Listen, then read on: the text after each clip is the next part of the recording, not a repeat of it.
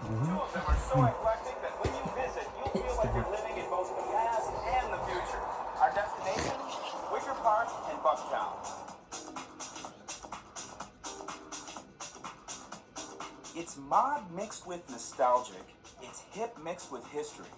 That's the feeling you get when you visit these two neighboring communities on Chicago's near northwest side, Bucktown and Wicker Park.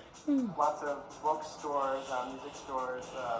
It's a great place to hang out, and the Blue Line comes straight here, which is nice too.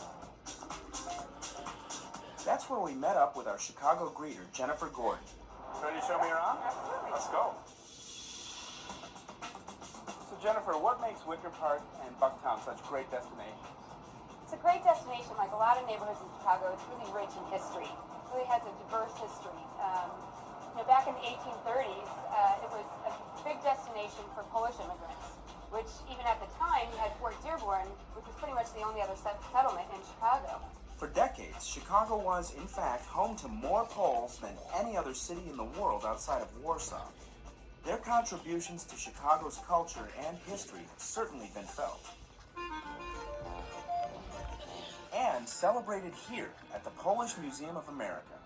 The museum is probably the oldest and largest ethnic museum in the United States. It was established in 1935, opened up in 1937, as a repository of the Polish and Polish-American experience here in the United States. Here, you'll find a tribute to Polish life reflected in its collection of native dress, ceramics, historical artifacts, and art. Perhaps the most famous Pole in Chicago history, Casimir Pulaski, honored in this historic painting. The painting depicts the moment when Pulaski was wounded at the Battle of Savannah. So when the American Revolution broke out, Pulaski came over to instruct the Americans in the use of cavalry. The museum also celebrates the lives of other famous Poles, like Pope John Paul II and one-time Polish President Lech Walesa. Stop in and take a look around. And talk about history. This is where you'll find the oldest Catholic parish in the city of Chicago, St. Stanislaus Kostka Church. The parish opened in 1867, and its current structure, the second one built, was modeled after a church in Krakow, Poland. By 1897, St. Stanislaus Kostka was the largest parish in the country, if not the world. Today, it remains a sight to behold. The history of Wicker Park in Bucktown doesn't end there. Like so many Chicago neighborhoods, they've gone through many transformations. Throughout the early 1900s, you had a lot of Poles and Germans and Scandinavians. After that, you had a lot of Puerto Ricans, other Hispanic communities as well, and now you have a very hip, happening neighborhood. Very hip, very happening, and very popular. There's countless bars and live music venues. In fact, one famous band, the Smashing Pumpkins, got its start right here at the Double Door. If you're an artist, this community is your canvas. Artists have lived and worked in Wicker Park in Bucktown for decades. The famous Flatiron Building at the corner of Milwaukee, North Avenue, and Damon is home to many of them. The funny thing about Wicker Park and Bucktown is that being an artist really doesn't mean much in Wicker Park and Bucktown because it seems like everyone is an artist. Don Lambert was the artist in residence for this year's Around the Coyote Arts Festival, which takes place each year in September. For him, there's no better place for an artist to be. You need to have a place for dialogue. So if you don't have like a community that's specifically full of artists or full of musicians, it's very difficult for for the individuals to thrive. That's one of the things I really appreciate about this neighborhood as opposed to other places I've lived. Chances are you'll also appreciate the greenery here, with its handful of parks, including Wicker Park. So a lot of people don't know that in the community of Wicker Park is a park called Wicker Park.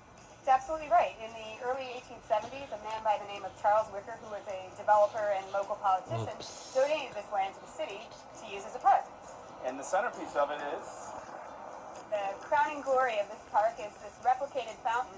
The original fountain was put in 1870s. This fountain was actually just put in last year.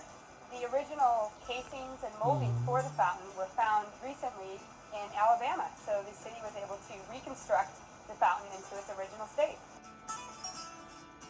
So whether you want to enjoy the park, eat great food, listen to live music, or learn more about our city's history, Wicker Park and Bugtown make great destinations. And you can get here on the CTA. Here's how.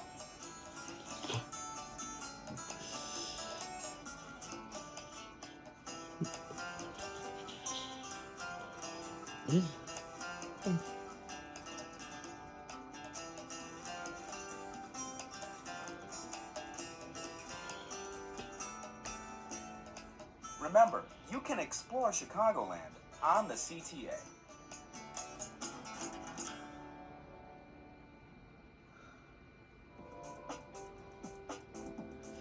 Here's an update on a story we told you about earlier this summer. The latest additions to the CTA bus fleet can now be seen on Chicago's streets. The first of the new articulated or accordion-style buses have arrived, and they can be seen serving customers along North and South Lakeshore Drive routes. The new buses have modern amenities like security cameras and heat and air conditioning, making for a more comfortable ride. The buses also have low floors, so they're easier to board, and hydraulic ramps that extend to the sidewalk provide accessibility for customers with disabilities.